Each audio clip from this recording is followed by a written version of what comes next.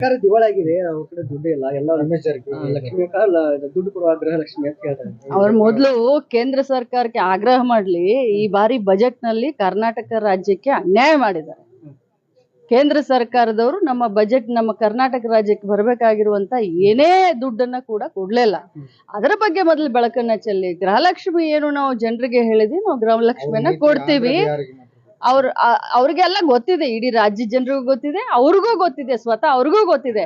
ಅವ್ರು ಇದನ್ನ ಬೀಸೋ ಬಾರ ತಪ್ಪಿಸ್ಕೊಳ್ಬೇಕು, ಬೀಸೋದನ್ನೇ ತಪ್ಪಿಸ್ಕೊಳ್ಬೇಕು ಅಂತ ಗೃಹಲಕ್ಷ್ಮಿ ಮೇಲೆ ಹಾಕ್ತಾ ಇದಾರೆ. ಗೃಹಲಕ್ಷ್ಮಿ ಬಂದಾಗೆಲ್ಲ 1 ತಿಂಗಳು ತಡ ಆಗಿದೆ.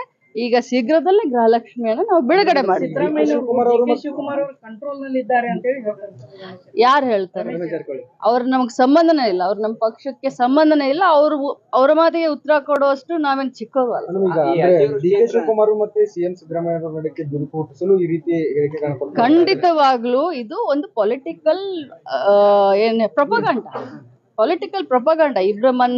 ಇಬ್ಬರ ಮಧ್ಯದಲ್ಲಿ ವಿಷ ಬೀಜವನ್ನ ಹಿಂಡಬೇಕು. ಮೊದಲಿಂದನೂ ಕೂಡ ಬಹಳಷ್ಟು ಜನ ಶಕುನಿ ರಾಜಕಾರಣ ಮಾಡಿದ್ದಾರೆ. ಸೊ ಇದೊಂದು ಪೊಲಿಟಿಕಲ್ ಪ್ರೊಪಗಂಡ.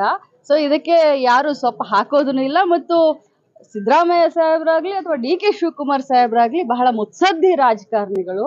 40 ವರ್ಷದಿಂದ ಮಂತ್ರಿಯಾಗಿ ಕೆಲಸ ಮಾಡಿದರೆ ಸಿದ್ದರಾಮಯ್ಯನವರು. 7ನೇ ಬಾರಿ DK ಶಿವಕುಮಾರ್ ಅವರು ಶಾಸಕರಾಗಿದ್ದಾರೆ. ಯಾರು ಚಿಕ್ಕ ಮಕ್ಕಳಲ್ಲ.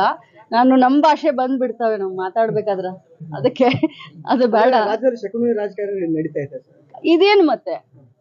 ಇದೇನ್ ಮತ್ತೆ ಈಗ ನಿನ್ನೆ ಮಾತನಾಡಿದ್ದು ಏನಿದು? ಅವ್ರಿಗೇನ್ ಸಂಬಂಧ? ನಮ್ಮ ಪಕ್ಷದಲ್ಲಿ ಮುಖ್ಯಮಂತ್ರಿ ಮಾಡೋದು ಹೈಕಮಾಂಡ್, ಅವ್ರಿಗೆ ಸಂಬಂಧ ಇಲ್ಲ. ಏನು ವಿಜೇಂದ್ರ ಮಾಡ್ತಾರ? ನಮ್ಮ ಕಾಂಗ್ರೆಸ್ ಪಕ್ಷದಲ್ಲಿ ಮುಖ್ಯಮಂತ್ರಿಯನ್ನ ವಿಜೇಂದ್ರ ಮಾಡ್ತಾರ?